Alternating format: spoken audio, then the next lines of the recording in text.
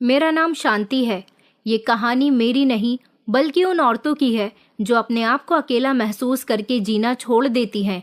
ये कहानी उन औरतों के लिए है जो दुनिया के तानों से तंग आकर अपने आप को घर में कैद कर लेती हैं। ये कहानी उन औरतों की है जो लोगों के बारे में सबसे पहले सोचती हैं और अपने लिए कभी कुछ नहीं सोचती। तो मेरी कहानी सुनकर आप लोगों को एक नया हौसला मिलेगा। मेरी ये कहानी हर उस औरत को सुननी चाहिए जो खुद पर विश्वास नहीं करती और सिर्फ दुनिया वालों के डर से जीती है। मेरा पति इस दुनिया से जा चुका था। मेरे पास 4 साल की बेटी और एक 6 महीने का बेटा था। 2 दिन से मेरा बेटा बुखार में जल रहा था। उसकी दवाई के लिए मेरे पास पैसे नहीं थे। मैं मोहल्ले के हर घर का दरवाज़ा बजाकर आई थी कि कोई मेरी मदद कर दे, कोई मुझे थोड़े से पैसे दे दे ताकि मैं अपने बेटे को डॉक्टर के दिखा सकूं। लेकिन किसी मोहल्ले वाले ने मेरी मदद नहीं की तो मैं अस्पताल चली गई। डॉक्टर से गुहार लगाने लगी कि मेरे बेटे का इलाज कर दीजिए वरना मेरा बेटा मर जाएगा। मैंने डॉक्टर के पैर तक पकड़ लिए मगर किसी को मुझ पर रहम नहीं आया। हर डॉक्टर का यही कहना था कि पहले पैसे दो फिर तुम्हारे बेटे का इलाज शुरू होगा। ये दुनिया कितनी मतलबी हो गई है कि पैसे के आगे इनको किसी की जान की भी परवाह नहीं है। मैं हर जगह से खाली हाथ घर लौट आई। बेटे को गोद में लिया तो मेरा बेटा नक्श तड़प तड़प कर मेरी गोद में सांसें ले रहा था और मैं इतनी लाचार और मजबूर थी कि रोने के अलावा कुछ नहीं कर सकती थी। मैं उसकी सांसें निकलती हुई उसे इसी तरह से देखती रही और उसने मेरी गोद में दम तोड़ दिया। उसे देखकर मुझे ऐसा लग रहा था जैसे वो मुझसे सवाल कर रहा हो कि माँ, मैं क्यों मर रहा हूँ? आप मेरे लिए क्या कुछ नहीं कर सकती? मेरे पास उसके सवालों का कोई जवाब नहीं था। मेरा बेटा इस दुनिया को छोड़कर चला गया और मैं चिल्ला चिल्ला कर रोने लगी। जब आस पड़ोस के लोग इकट्ठा हुए और उन्होंने मिलकर मेरे बेटे का अंतिम संस्कार कर दिया। कोई मेरी मदद के लिए आगे नहीं आया था, लेकिन उसका अंतिम संस्कार करने के लिए सब लोग मेरे घर के बाहर इकट्ठा हो गए थे। मैं बैठकर सोचने लगी कि कभी ये घर हंसी की आवाज़ से गूंजता था। मेरा पति था, बच्चे थे, खाना बनाने की खुशबू पूरे घर में महकती थी, लेकिन अब तो सिर्फ यहाँ खामोशी ही थी। एक ऐसा सन्नाटा जो अंदर से भी बोलता है। हर कोने से एक दर्द भरी आह निकलती है जो मेरे दिल में छुपी हर उम्मीद को चीरने लगी है। मेरे पति के मरने के बाद जैसे जिंदगी बेरंग हो गई। जब मैंने अपने बेटे नक्श को जन्म दिया तो उसके 2 महीने बाद ही मेरे पति की भी मौत हो गई। ऐसा नहीं था कि वो लंबे समय से बीमार थे। अचानक उनके अपेंडिक्स का दर्द उठा और उनकी आंत भ्रष्ट हो गई। बस उसके बाद ही वो जीवित न रह सके और फिर अपने छोटे से बेटे और अपनी 4 साल की बेटी को मैं इस घर में अकेले ही पालने लगी थी। मेरे पति के मरने के बाद हमारे किसी भी रिश्तेदार या आस पड़ोसी ने मुझे पीछे पलटकर नहीं देखा कि शांति को कोई परेशानी तो नहीं है, अपना और अपने बच्चों का गुजारा कैसे कर रही है। घर में जो पहले का बचा कुचा राशन पड़ा हुआ था, मैं वही बनाकर अपने बच्चों और अपना पेट भर लिया करती थी। एक दिन खाना बनाती तो उसे 2 दिन तक चलाया करती थी। सुबह का नाश्ता किए हुए तो कई दिन गुजर गए थे। घर में दूध भी नहीं था जो अपने भूखे बेटे को पिला देती। मेरा बेटा जो भूख से बिलखते बिलखते इस दुनिया से चला गया। मैं थपक थपक कर उसे सुला दिया करती थी। उसके पेट में भूख की आग लगी रहती थी। मेरी हालत तो ऐसी हो गई थी कि घर में कपड़े धोने तक के लिए साबुन भी नहीं रहा था और अब तो मेरी गोद भी खाली हो चुकी थी। मेरी बेटी अपने भाई को याद करके बहुत रोया करती थी। इतना याद किया करती थी कि रात को नींद में उससे बातें किया करती थी। मैं अपनी बेटी की ऐसी हालत देखकर सोचती थी कि मैं जिंदा क्यों हूँ। एक ऐसी माँ जो अपने बच्चों के लिए कुछ नहीं कर सकती, उसका जिंदा रहने का कोई मतलब नहीं है। मैंने अपने बेटे को जन्म दिया था, तब उसे गोद में लेकर बहुत सारा प्यार किया था और उसकी लंबी उम्र की प्रार्थना की थी, लेकिन उसकी उम्र तो 1 साल की भी नहीं हो सकी थी। इतनी जल्दी वो मुझे छोड़कर चला गया था। बेटे के मरने के बाद मेरे अंदर तो जैसे सब कुछ मर गया था, सिर्फ सांसें ही बाकी थी। मेरा बेटा तो मर के शांति पा चुका था, लेकिन मेरे दिल में जो आग भड़क रही थी वो ठंडी नहीं हुई थी। जो उस डॉक्टर की बातों पर भड़की थी, जिसके पास मैं मदद के लिए गई थी, उसके शब्द मेरे दिल की दीवारों पर लिख चुके थे। मैं बार बार सोचती थी कि अगर मेरे पास कुछ पैसे होते तो मेरा बच्चा बच जाता। वो बुखार से जल रहा था, उसकी आंखें ऊपर की तरफ चढ़ने लगी थी। मैं उसे चादर में लपेटकर अपने मोहल्ले के अस्पताल में लेकर चली गई थी, जहां रास्ते में मुझे कोई सवारी भी नहीं मिल रही थी। मेरी आंखों में आंसू और दिल में डर था। गोद में मेरा जीता जागता बेटा जो अब मरने वाला था। जैसे ही मैं अस्पताल पहुंची तो मैंने वहां डॉक्टर से रिक्वेस्ट की कि मेरे पास पैसे नहीं है, बाद में दे दूंगी, मेरा बेटा मर रहा है। डॉक्टर ने नज़र उठाई और कहने लगा कि ये अस्पताल तुम्हारे बाप का नहीं है, पैसे लेकर आओ तभी तुम्हारे बच्चे का इलाज शुरू होगा। ये सुनकर मेरे अंदर की औरत जैसे जमीन पर गिरकर चिल्लाती रही कि तुम्हारे बच्चों के लिए भी यही नियम होंगे, लेकिन मेरी जुबान से कोई शब्द ना निकल रहा था। मेरा दिल चिल्ला चिल्लाकर उस डॉक्टर को कोस रहा था। मेरे बेटे का गर्म शरीर जो कभी मेरे सीने पर हाथ रखकर सोता और अब पत्थर का हो चुका था।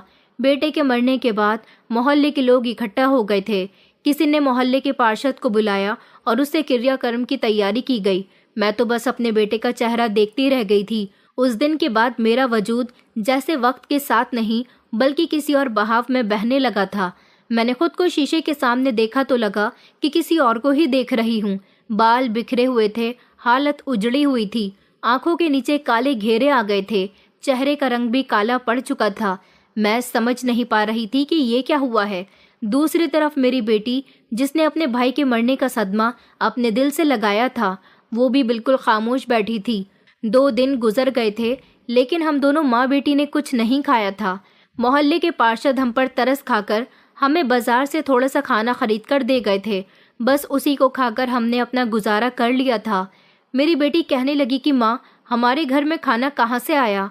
मैंने रोती हुई आंखों से कहा कि बेटा, तेरा भाई मर गया है ना, इसलिए कुछ लोग हम पर तरस खाकर हमें ये खाना दे गए हैं, जिनसे 1-2 वक्त के लिए हमारा पेट भर जाए। तो मेरी बेटी, जो कि मासूम थी, उसे नहीं पता था कि वो क्या कह रही है। उसने मुस्कुराकर कहा, तो माँ, कितना अच्छा होता ना, मेरा एक और भाई होता और वो भी मर जाता तो फिर हमें खाना मिलता। मैंने अपनी बेटी को गले से लगा लिया और खूब रोने लगी। मैंने उससे कहा कि नहीं बेटा, ऐसा नहीं कहते, तुझे खाना भी मिलेगा, मैं लेकर आऊंगी तेरे लिए खाना, तुझे भूख लगी है ना? उसने अपना मासूम सा चेहरा हिलाकर कहा कि बहुत तेज भूख लगी है माँ। ऐसे हालात देखकर मैंने खुद से सवाल किया कि क्या यही जिंदगी है? क्या एक औरत का यही मकाम होता है कि वो हर दिन मरती रहे, थोड़ा थोड़ा, और कोई उसे बचाने भी ना आए? मेरी आंखों के सामने वो समय घूमने लगा था जब मेरा पति जिंदा था। वो शाम को जब घर आता और बच्चों को गोद में लेता, मेरी आंखों में देखकर मुस्कुरा देता। हमने कई सारे सपने देखे थे कि बच्चे पढ़ लिख कर बड़े होंगे तो हमारा नाम रोशन करेंगे, हम बूढ़े होंगे तो हमारे साथ होंगे, लेकिन अकेले नहीं होंगे। मगर ये सारे सपने धरे के धरे रह गए थे। मैं अपने अंदर की टूटी हड्डियों को जमा करने की कोशिश करने लगी। मैं जानती थी कि अगर अब भी मैंने खुद को नहीं संभाला तो कुछ भी बाकी नहीं रहेगा। घर के कोने में रखे छोटे से सूटकेस में थोड़े से कपड़े रखे हुए थे जो कभी खास मौके पर पहने जाते थे। अब वो कपड़े भी बेकार लग रहे थे। मेरे लिए अब सब कुछ कोई मतलब नहीं रखता था सिवाय एक चीज के, मेरे बच्चे, जो कि मेरी जिंदगी का अहम हिस्सा है। मेरे दिल ने मुझे याद दिलाया कि अभी मेरे पास एक बेटी है जो मुझसे आस लगाए बैठी है। मैंने अपनी गोद में लेटी अपनी बेटी मीनू को देखा, जो सो रही थी पर उसके होंठ हिल रहे थे। शायद सपने में किसी से बात कर रही थी। क्या वो अपने मरे हुए भाई से बात कर रही थी? उसे सपने में देख रही थी। क्या वो उसे बुला रही है या खुद उसके साथ जाना चाहती है? मैंने खुद से कहा कि नहीं, ऐसा नहीं होगा, अब सब कुछ बदलना चाहिए, जैसे भी हो, चाहे जितना भी हो। और इसी लम्हे दरवाज़ा जोर से बजने लगा। दरवाज़ा बजने की आवाज़ सुनकर मेरे कदमों से जैसे जान निकल गई। मैं कमरे में ज़मीन पर बैठी थी, लेकिन लगता था कि जैसे ज़मीन मुझे अपने अंदर निगल लेगी। दीवारों का रंग जैसे बदल गया था। वो लम्हा जब मेरा बेटा मेरी आंखों के सामने दम तोड़ रहा था। नींद मेरी आंखों से कोसों दूर जा चुकी थी, भूख भी छिन गई थी, दिल अलग टूटने लगा था। दिमाग में ये बात अलग थी कि जो मेरी बेटी ने कही थी कि माँ, अगर दूसरा भाई होता तो वो भी मर जाता तो तब हमें खाना मिलता। ये बात उसके मुंह से इसलिए निकली थी क्योंकि वो 4 दिन से भूखी थी और उसके नन्हे दिमाग ने इतना ही सीखा था कि अगर इस घर में और कोई भी मरेगा तो उसे खाना मिल जाएगा। अभी मैं यही सब कुछ सोच रही थी कि अचानक फिर से घर का दरवाज़ा जोर जोर से बजने लगा। मैं उठी और दरवाज़ा खोलने के लिए चली गई। ये मेरा पड़ोसी आरुष था, जो पहले से ही शादीशुदा था, लेकिन उसे अपनी पत्नी पसंद नहीं थी। ये मुझसे मेरे पति के मरने के बाद बार बार शादी करने के लिए कहता था कि तुम्हें सहारे की ज़रूरत है। आज भी ये मुझसे वही बात करने के लिए आया था, इसने कहा कि क्या कर रही हो। मैंने उसे दरवाजे पर ही रोक लिया और कहने लगी कि घर के अंदर आने की हिम्मत मत करना, जो भी बात है ऐसे ही बता दो। उसने कहा कि देखो, मैं तुमसे फिर यही कहने के लिए आया हूँ कि मुझसे शादी कर लो। मैं हूं ना तुम्हारे लिए। मेरी पत्नी को इस बारे में कुछ भी पता नहीं चलेगा। हमारे बीच में जो भी होगा बस सीक्रेट रहेगा। मेरे रिश्ते के बारे में किसी को कुछ पता नहीं चलेगा। मैंने उसे गुस्से से डांटकर अपने घर के दरवाजे से भगा दिया, क्योंकि वो मुझे पत्नी नहीं बल्कि अपने लिए खाली समय में इस्तेमाल करने वाली चीज बनाना चाहता था।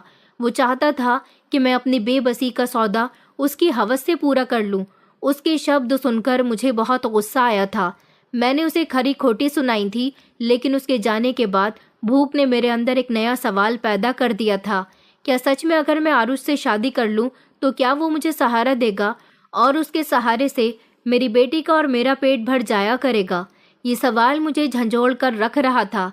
मेरे अंदर दो सवाल थे जो मुझे सुकून नहीं लेने दे रहे थे। एक ये कि क्या फ़र्क पड़ता है अगर मुझे कोई सहारा दे देगा तो, और दूसरा ये था कि मैं एक विधवा हूँ लेकिन मैं कैरेक्टरलेस नहीं हूँ। मेरे पास एक बेटी भी है। मैं जो भी करूँगी अपनी बेटी की इज्जत का ख्याल रखते हुए करूँगी। मैं ऊपर वाले के सामने प्रार्थना करने के लिए बैठ गई और उससे कहने लगी कि मेरी सारी परेशानियां दूर कर दो, कि मेरे बच्चों का क्या जुर्म है कि उनके पिता नहीं है। लगातार मेरे आंसू बहते रहे। मेरी बेटी सो रही थी लेकिन मैं सारी रात जागकर प्रार्थना करते रही।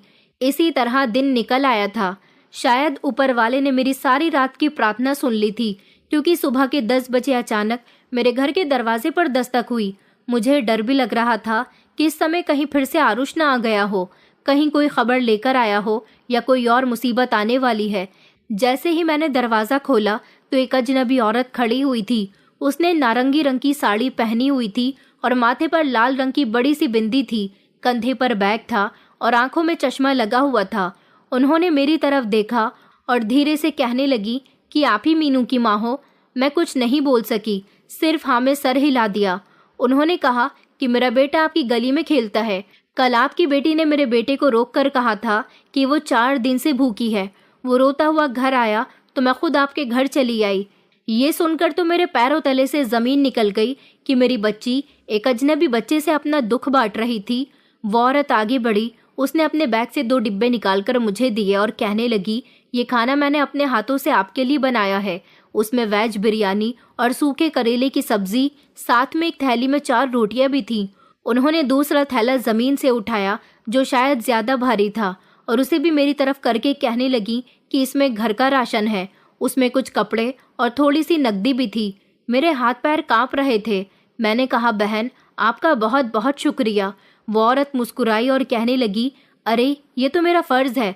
मैं एक सोशल वर्कर हूँ। इसी तरह गरीब लोगों को ढूंढ ढूंढ कर उनकी मदद करती हूँ। मैंने उस औरत का बहुत बहुत शुक्रिया अदा किया।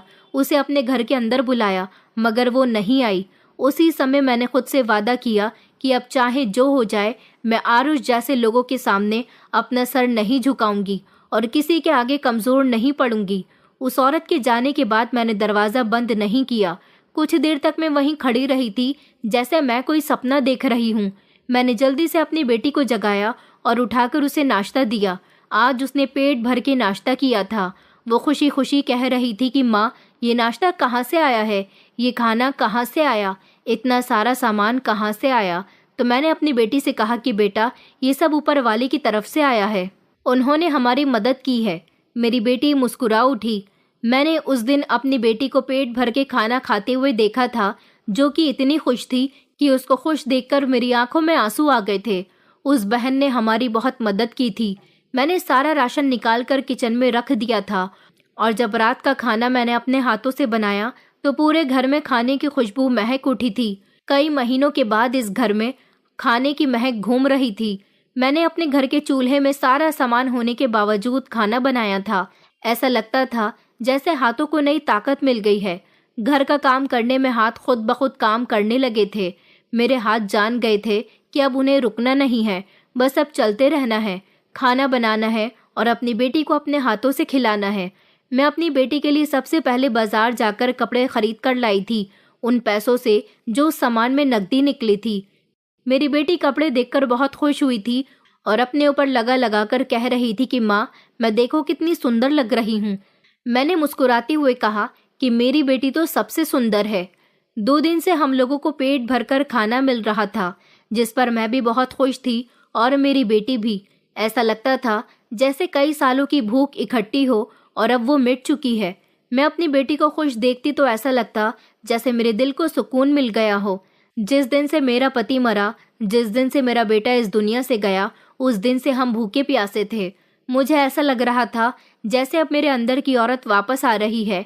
वो औरत जो अपने बच्चों को पेट भरकर खाना खिलाने पर यकीन रखती थी, जो इज्जत से जीती थी और जो किसी के सामने हाथ फैलाने से ज्यादा मरने को बेहतर समझती थी। मैंने भी सुकून की जिंदगी जीना शुरू कर दिया था। अभी मैं अपनी बेटी के साथ घर में आराम कर रही थी जब अचानक मेरे घर का दरवाजा बजने लगा। मेरा दिल जोर जोर से धड़कने लगा कि अब दरवाजे पर कौन आया है। मैं तेज कदमों से दरवाजे की तरफ जाने लगी। वहां कोई औरत नहीं बल्कि कोई आदमी खड़ा हुआ था, छोटे कद का। कहने लगा कि मैडम, आप ही शांति जी हैं? मैंने कहा कि जी मैं शांति हूँ। तो उन्होंने कहा कि 3 दिन पहले जो औरत आपके यहाँ खाना लेकर आई थी, मैं उनका पति हूँ। हम दोनों पति पत्नी सोशल वर्कर हैं और हमारी टीम गरीब लोगों को ढूंढ ढूंढ कर उनकी मदद करती है। मेरी पत्नी ने मुझे आपके बारे में बताया था। वो काफ़ी परेशान हो रही थी। दरअसल हम लोग एक सेंटर भी चलाते हैं जिसमें गरीब लोगों को हुनर सिखाए जाते हैं। अगर आप चाहें तो हमारे यहाँ ज्वाइन कर सकती हैं। हम आपको भी हुनर सिखाएंगे ताकि वो आपके काम आ सके, जिससे आपके पास 4 पैसे भी आएंगे। आप पैसे कमा सकोगी और अपनी बेटी की परवरिश भी अच्छे से कर सकोगी, लेकिन आपको खुद पर भरोसा करना होगा। उसकी बात सुनकर मुझे पसीने छूटने लगे। मैंने पलटकर अपनी बेटी की तरफ देखा जो आंगन में बैठी अपने खिलौनों के साथ खेलने में बिजी हो गई थी, और फिर उस आदमी की तरफ। मैंने कहा, भैया आप ये सब क्यों कर रहे हो मेरे लिए? उन्होंने कहा कि हम ये सब आपके लिए नहीं कर रहे, दरअसल हमारा काम ही यही है। हम गवर्नमेंट से जुड़े हुए हैं और हमारी एक बहुत बड़ी टीम है। हमारा सेंटर इसी तरह का काम करता है। आपके लिए ये एक सुनहरा ऑफर है।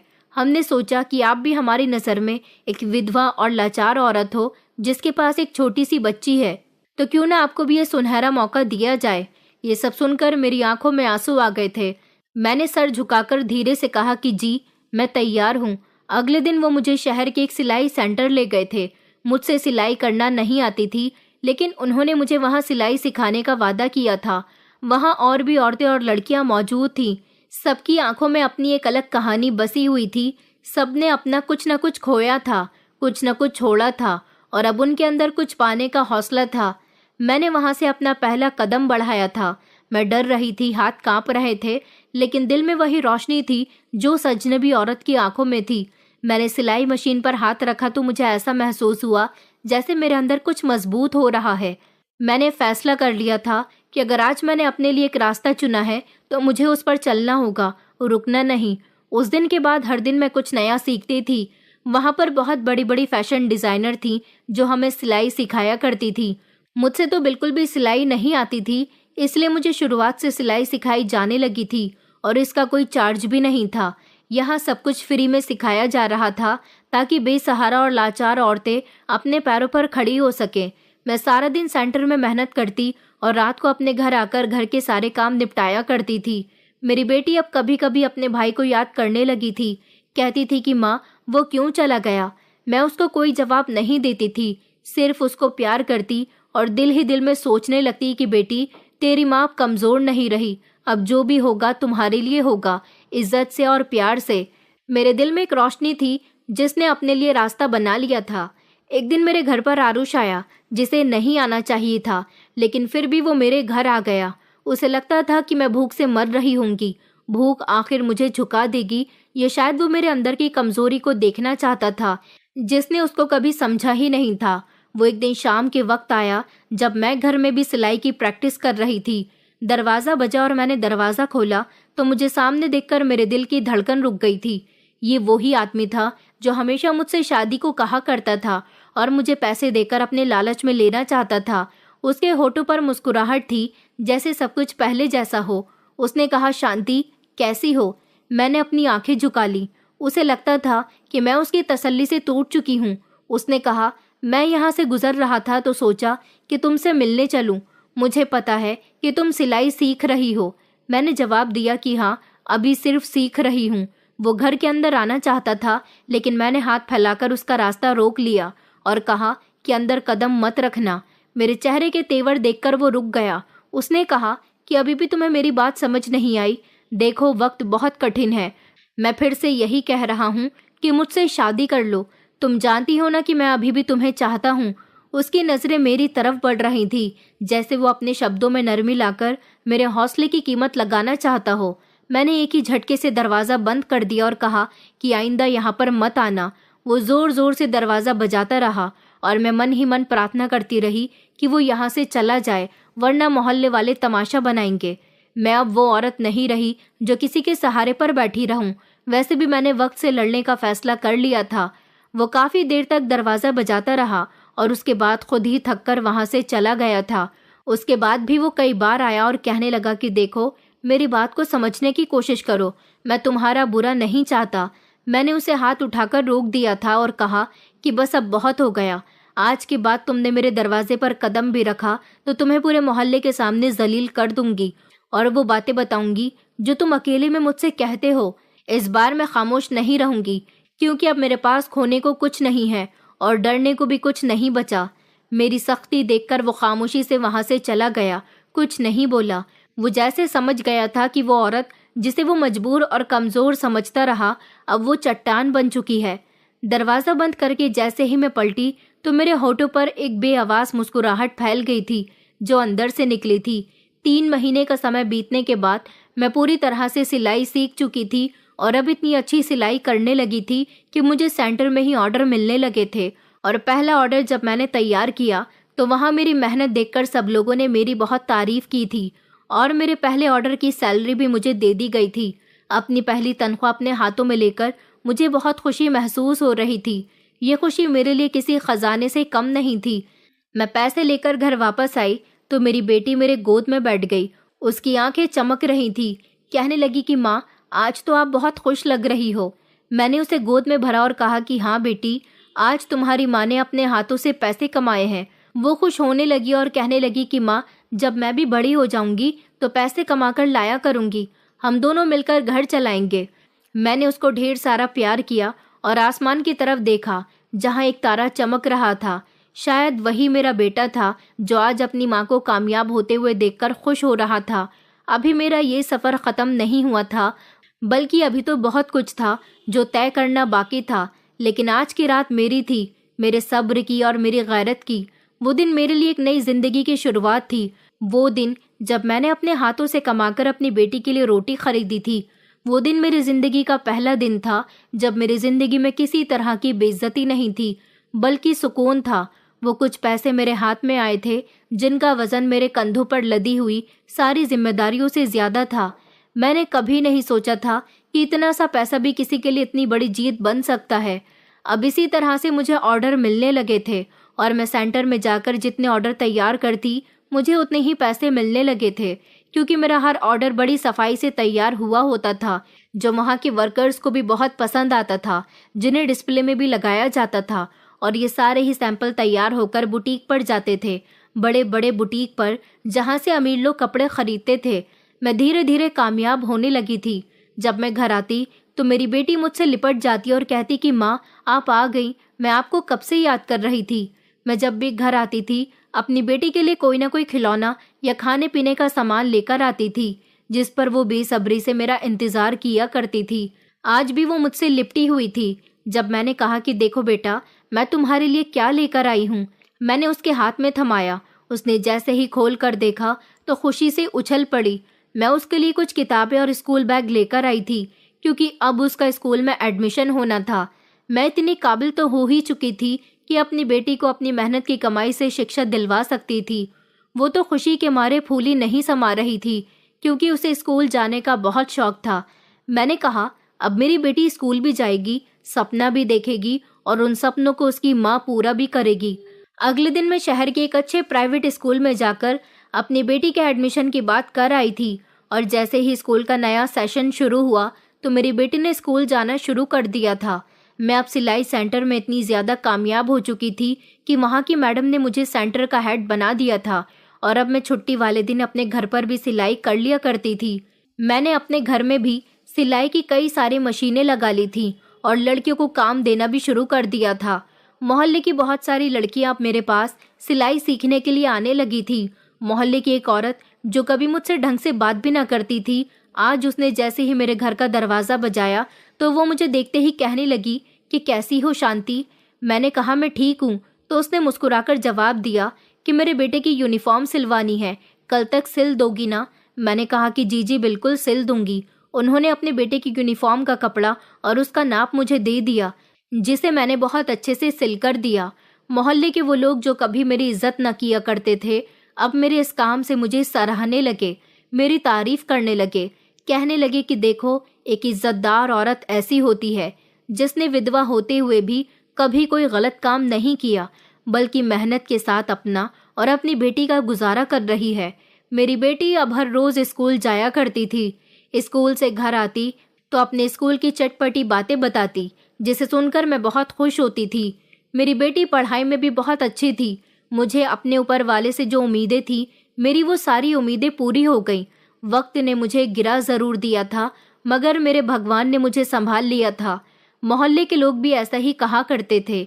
एक औरत जो कपड़े सिलवाने के बहाने मेरे पास आई थी, कहने लगी कि बहन, लोगों ने तुम्हें बड़ा बुरा भला कहा, कभी परेशानी में तुम्हारा साथ नहीं दिया, मगर तुमने अपने पैरों पर खड़े होकर सच में एक मिसाल कायम कर दी है। हर औरत ऐसा नहीं कर पाती। मैंने उनको जवाब दिया कि जब औलाद भूख से तड़पती है ना, तो माँ के अंदर का हर डर मर जाता है। बस एक गारत बाकी रह जाती है, या तो उसकी परेशानी उसे गलत काम की तरफ धकेल देती है या फिर उसे पत्थर बना देती है। मैंने पत्थर बनने का फैसला कर लिया था, इसलिए मैं पत्थर बन गई हूँ। वो औरत मेरी बात सुनकर खामोश हो गई। इसके बाद मेरे पास बड़े बड़े बुटीक से भी ऑर्डर्स आने लगे थे और मैं अपने घर में भी सिलाई किया करती थी और सेंटर जाकर भी सिलाई करती थी। ये सारा काम मेरी देखरेख में होने लगा था। वहाँ की मैडम मुझे बहुत इज्जत देती थी और जो भी काम होता मेरी एडवाइस के बिना नहीं होता था। वहाँ सबको यकीन ही नहीं आता था कि कुल 3 महीनों के अंदर मैंने सिलाई सीख ली और इतनी परफेक्ट सिलाई सीख ली कि मैं एक कामयाब इंसान बन गई थी। और बनती भी क्यों नहीं, आखिरकार मैंने सिलाई सीखी नहीं बल्कि दिन रात मेहनत की थी। अब मेरे पास पैसों की कोई कमी नहीं रहती थी। चमचमाती हुई मशीनें मेरे पास थी जिससे मैं सिलाई करती और मेरे पास पैसे आते थे। मेरे मोहल्ले के लोग भी अब बदलने लगे थे। जिन्होंने रोटी की खुशबू पर मेरे दरवाजे की तरफ मुंह भी ना किया था, अब मेरी इज्जत करने लगे थे। हर कोई कहता था कि शांति, तुम कितनी हिम्मत वाली हो, ऊपर वाला तुम्हें और हिम्मत देगा। मैं सच में अपने बेटे के मरने के बाद अपनी सारी हिम्मत खो चुकी थी, लेकिन अब मैं दोबारा से जाग गई थी। मेरी बेटी जो मेरा सहारा बनी थी, स्कूल से आने के बाद वो मुझे कभी कैंची पकड़ाती तो कभी धागा देती। कहती कि माँ, बस एक बार मैं बड़ी हो जाऊं, उसके बाद तुम्हारे साथ काम किया करूंगी। बेटी के लिए प्रार्थना किया करती थी कि बस मेरी बेटी हमेशा इसी तरह हंसती मुस्कुराती रहे और ऊपर वाला मुझे उस मुकाम पर वापस न ले जाए जहां मैं पहले आ गई थी। सुबह की रोशनी जब मेरे आंगन में आती तो मुझे ऐसा लगता जैसे किसी माँ के हाथ ने मेरे कंधे पर मोहब्बत से हाथ रखा हो। वो खामोशी और रोशनी जैसे कह रही हो, बस शांति, अब अंधेरे के पीछे मत रहना। सुबह को 8 बजे तक मेरी बेटी स्कूल चली जाती थी। उसके जाने के बाद घर में एक अजीब सी खामोशी छा जाती थी, मगर वो वीरानी नहीं लगती थी जो पहले हुआ करती थी। वो सुकून था और एक खालीपन था जिसमें मैं थोड़ी देर के लिए सांस ले लेती थी। सुबह अपने काम करने के बाद मैं मशीन पर काम करने लग जाती थी। पहले जो मुझे हमेशा छोटी छोटी चीज़ों की फिक्र रहती थी कि मेरे पास पैसे नहीं हैं, मैं ये सामान कैसे खरीदूंगी, लेकिन अब ऐसी कोई परेशानी नहीं थी। ऊपर वाले की कृपा से मेरी जिंदगी बहुत अच्छी गुजर रही थी। सब कुछ बिल्कुल ठीक चल रहा था, मगर मेरे अंदर वो सब कुछ अभी भी जिंदा था जो मैंने झेला था। जैसे किसी राज में बंद दुख जो कभी कभी मेरी आंखों के सामने आ जाता था। मुझे अपने पति और बेटे की याद तो अभी भी आया करती थी। और आरुष, वो 1-2 बार फिर से मेरे घर पर आया था, क्योंकि उसकी हवस अभी पूरी नहीं हो रही थी। उसकी बातों से अब मुझे कोई फर्क नहीं पड़ता था। ये सब मेरे लिए बेवजह था। वो अब जब भी मेरे घर आने लगा था, मैं उसको खूब जलील किया करती थी।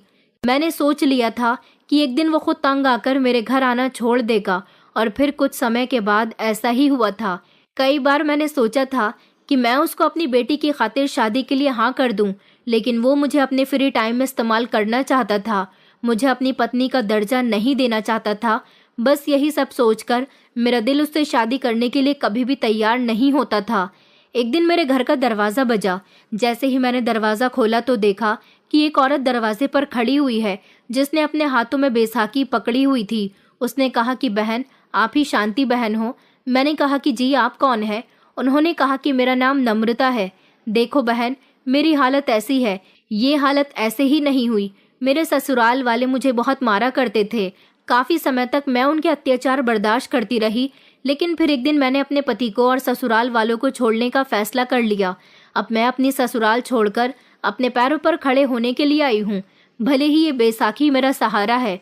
मोहल्ले में कुछ लोग आपके बारे में बातें करते हैं कि आप कम कीमत पर लड़कियों को सिलाई सिखाती हो और आप एक सेंटर से भी जुड़ी हुई हो जहां पर औरतों को आत्मनिर्भर बनाया जाता है। मैंने कहा कि बहन, तुमने बिल्कुल ठीक सुना है। यहाँ कम कीमत पर नहीं, बल्कि मैं फ्री में लड़कियों को सिलाई सिखाती हूँ और सेंटर में भी कुछ ऐसा ही काम होता है। मैंने उनको सहारा देते हुए अंदर अपने घर में बिठाया, पानी पिलाया और कहा कि तुम्हें भी मैं अपने जैसा बना दूंगी, क्योंकि तुम भी मेरी तरह वक्त और हालात की जंग जीत कर यहाँ तक आई हो। वो मेरी बात सुनकर बहुत खुश हुई और फिर नम्रता ही नहीं, ऐसी बहुत सारी लड़कियां और औरतें जिनको इस समाज में इज्जत नहीं मिलती, वो मेरे पास आने लगी। मैं भी अपने सेंटर की टीम के साथ जुड़ गई और घर घर जाकर हमने गरीब लोगों की मदद करना शुरू कर दिया। सिलाई करते समय अब मेरे हाथों में सिर्फ हुनर नहीं होता था, वहाँ एक कहानी भी चलती थी। हर सिलाई के साथ मेरा बीता हुआ कल चला जा रहा था और एक नया कपड़ा नई जिंदगी की तरह सामने आ रहा था। एक दिन मैं देर रात तक काम कर रही थी। जब मेरी बेटी मेरे पास आई तो मैंने उसके चेहरे पर कुछ खास देखा। मेरी बेटी ने मुझे बताया कि माँ, स्कूल में कहा गया है कि अपनी माँ के बारे में ऐसे लिख कर लाना है। मैंने हैरानी से अपनी बेटी से पूछा, तो तुम क्या लिखोगी? वो मेरी गोद में बैठ गई और अपने हाथों से मेरे बालों को सहलाते हुए कहने लगी, मैं लिखूंगी कि मेरी माँ सबसे बहादुर है। उन्होंने अपना सब कुछ खो दिया था, फिर भी कभी हार नहीं मानी। मेरी माँ ने खुद दोबारा सब कुछ बनाया। मेरी माँ की सब इज्जत करते हैं। मेरे गाल पर उसकी उंगली की हल्की थपकी थी और आंखों में वो भरोसा था जो शायद उस दिन के बाद वापस आया था, जब उसने कहा था कि मेरा एक और भाई होता, वो भी मरता तो हमें खाना मिल जाता। वो अब मेरे दिल में अपने लिए गर्व पैदा कर रही थी। मैंने उसे अपने सीने से लगा लिया और ऊपर वाले का शुक्रिया अदा किया। वो रात मैंने काम में नहीं गुजारी। उस रात हम दोनों माँ बेटी एक दूसरे के साथ बैठकर कहानी लिखते रहे। वो कहानी जिसका पहला शब्द था मेरी माँ, मेरी ताकत। मेरे दिल में पहली बार ये ख्याल आया कि शायद मेरी बेटी सिर्फ रोटी नहीं, सपने भी मांगती है, और अब मुझे उसके लिए सपने भी सिलने हैं, मजबूत, सच्चे और इज्जत के। रात गहरी हो चुकी थी और बाहर हल्की ठंडी हवा फैल रही थी। मेरी बेटी अपने बिस्तर के साथ खेलते खेलते सो गई। मैं उसके चेहरे को देखती रही, जिस पर अब वो प्यास नहीं रही थी जो पहले हर समय उसकी आंखों में तैरती रहती थी। मुझे याद आया कि अब मेरे पास थोड़े पैसे जमा हो चुके थे। मैंने अपने लिए कुछ भी नहीं खरीदा था, सिर्फ अपनी बेटी के लिए शॉपिंग की थी। अब जब मैं खुद को शीशे में देखती तो मुझे यकीन आता कि मैं वही शांति हूँ जो अपने पति के सामने बनी सवरी रहती थी। मैं अब जब भी बाजार जाती तो वहाँ की रौनक मुझे बहुत अच्छी लगती थी। एक दिन मैं सिलाई सेंटर जा रही थी जब रास्ते में मुझे एक औरत मिली जो कई सालों पहले मेरे साथ स्कूल में पढ़ा करती थी। उसने मुझे पहचान लिया। कुछ समय के लिए झिझकी, उसके बाद कहने लगी कि शांति, ये तुम हो? वो मुझे देखकर रुक गई। मैंने कहा कि हाँ, मैं ही हूँ। वो कहने लगी कि शांति, लोग तुम्हारे बारे में बहुत कुछ बातें करते हैं। कहते हैं कि शांति वो औरत है जिसने हालात से नहीं, खुद से सब कुछ जीता है। उसकी बात सुनकर मेरा दिल अंदर से खुश हुआ, लेकिन मेरे अंदर कोई घमंड नहीं था। बस एक थकन थी जो ये बात एक्सेप्ट कर रही थी कि हाँ, ये सब कुछ मैंने सहा है, ये सब कुछ मैंने जीता है। मैंने उससे सिर्फ इतना कहा कि बस वक्त ने मुझे ऐसा बना दिया। हाथ फैलाने से बेहतर है कि हाथों से कमाया जाए। हम दोनों आधे रास्ते तक एक दूसरे के साथ साथ चलते रहे, बातें करते रहे। फिर वो अपने रास्ते चली गई और मैं अपने रास्ते आ गई। जैसे ही मैं घर पर आई तो मैंने देखा था कि मेरी बेटी कुछ बना रही थी। एक पेपर पर उसने एक औरत बनाई थी। लंबे बाल थे और उसने सफ़ेद रंग के कपड़े पहने थे। मैंने कहा, बेटा ये कौन है? तो उसने कहा कि माँ, ये आप हो। मैंने आपकी फ़ोटो बनाई है, अच्छी है ना? मैंने कहा कि बहुत अच्छी है। फिर उसने मुझे एक ट्रॉफ़ी दिखाई और कहने लगी कि ये वही ट्रॉफ़ी है जो मैंने स्कूल में जीती है, जो मैंने माँ के ऊपर ऐसे लिखा था, ये उसकी जीत है। मैं तो उसे देखकर खुश हो गई।